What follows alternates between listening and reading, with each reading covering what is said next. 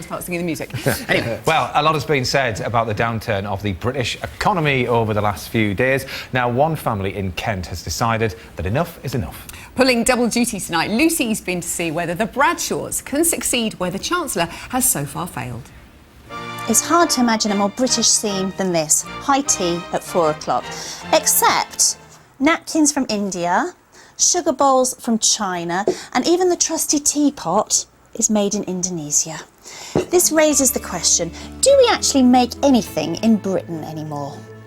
Well, one family who've made it their business to seek out the origins of everything that they buy over the year are James and Emily Bradshaw.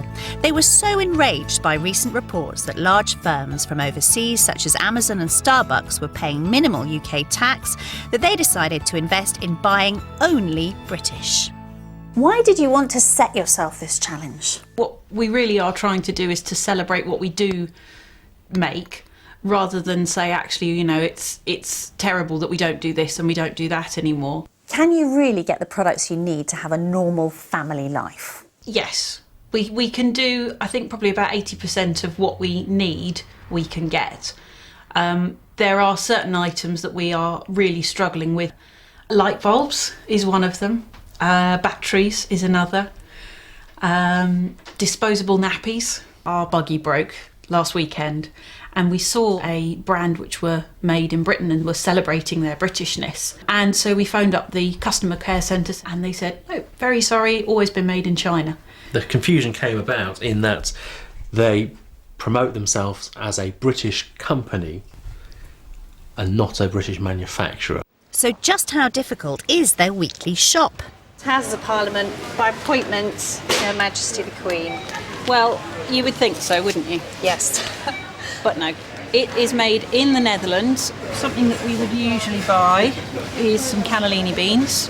Produce of more than one country packed in the UK. That's something we find quite a lot, is that things have been packed here but imported. So that has to go back. So there's some very obvious British branding going on here with that pass muster. Yes. Which quite is? clearly produced in the UK. Produced is fine. That means it's been manufactured here. This says distributed by. Distributed Would that by. work? No.